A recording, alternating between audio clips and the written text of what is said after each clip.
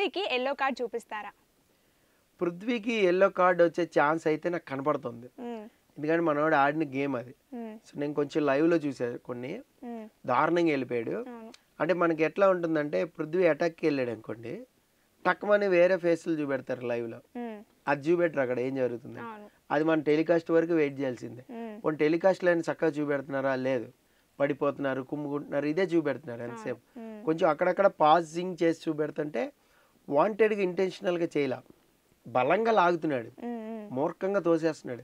మిమ్మల్ని గట్టిగా పట్టుకున్నాం అనుకోండి, యువర్ హట్టింగ్ కదా, గట్టిగా హట్ అవుతుంది వదిలానే అంటారు. మిమ్మల్ని హ్యాండిల్ చేయడం కూడా స్మూత్గా హ్యాండిల్ చేయాలి. గేమ్ ఆడేటప్పుడు చెప్తున్నా, అలాగే గేమ్ ఆడేటప్పుడు కూడా స్మూత్గానే హ్యాండిల్ చేస్తూ లాగాలి. గట్టిగా ఇలా పట్టేసుకుని షోల్డర్స్ గట్టిగా పట్టేసుకుంటే ఇక్కడ అంతా కందిపోతూ ఉంటుంది. నీకున్న బలం ఎదటోళ్ళకి ఉండకపోవచ్చు కదా. ఇప్పుడు సపోజ్ యష్మి అనుకుందాం, యష్మిని ఇట్లా అంటే వచ్చేస్తుంది, నాకు ఎందుకు వచ్చింది పృథ్వీ జోలికి వెళ్ళకూడదని. ఇప్పుడు నబీల్ ఉంటాడు, పోరాడతాడు, అతనికి అట్టింగ్ అవుతుంది, తగులుతాయి, కంప్లైంట్ చెప్పాడు. మొన్న కూడా నబీల్కి ఇదంతా బాగా దెబ్బలు తగిలి, కానీ చెప్పలే, ఎక్కడ సింపతి కోరుకోలే, నాకు దెబ్బ తగిలేసింది, టించర్ పూసుకుంటా మెడికల్ రూమ్కి వెళ్తే ఎక్కడ చెప్పలా. ఇలా కొంచెం జరిగితే సీతకు కూడా కొంచెం ఇక్కడ హట్ అయింది, అది డోర్ అది పట్టుకుంటే. అమ్మాయిలు చాలా సెన్సిటివ్ ఉంటారు ఈ విషయంలో, దెబ్బలు తగిలి అంటే బలం స్ట్రెంగ్త్ పరంగా అమ్మాయిలు కొంచెం వీక్ ఉంటారు అబ్బాయిలు. అందుకనే వాళ్ళు ఆగడాలు సాగుతూ ఉంటాయి ఇళ్లల్లో కానీ బయట కానీ ఎక్కడైనా.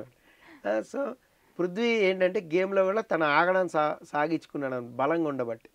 బలవంతుడిదే రాజ్యం అంటారు కదా, అలాగా బలంగా తోసాడు. బలంగా ఇలా లాగడం అలా లాగడం, అదైతే మూర్ఖంగానే గేమ్ ఆడాడు. నాకు రేవంత్ గుర్తొచ్చాడు ఒకసారి. రేవంత్ కూడా అలాగే వెళ్ళిపోతుంటాడు. రేవంత్ అలాగే వెళ్ళిపోయినందుకు ఎల్లో కార్డు ఇచ్చారు, నాగార్జున గారు ఫుల్గా తిట్టారు కూడా.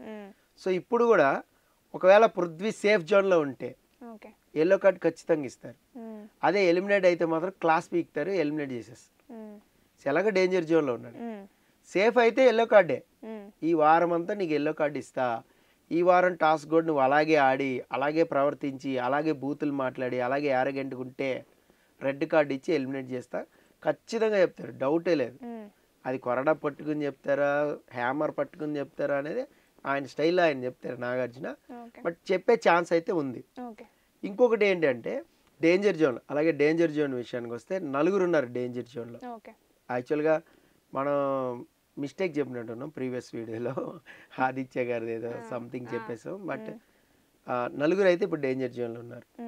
ఒకళ్ళు యష్మి, ప్రేరణ, వీళ్ళిద్దరు డేంజర్ జోన్లోనే ఉన్నారు. పృథ్వీ, అభయ్, నవీన్ వీళ్ళు ఇంకా డీప్ డేంజర్ జోన్లో ఉన్నారు. సో పృథ్వీ, అభయ్ ఇద్దరిలో ఒకళ్ళు వెళ్ళిపోయే ఛాన్స్ అయితే ఉంది. ఒకవేళ పృథ్వీనే వెళ్ళిపోతే క్లాస్ పీకి పంపిస్తారు, లేదా అభయ్ నవీన్ వెళ్ళిపోతే మాత్రం హౌస్లో చాలా షాక్ జరుగుతుంది.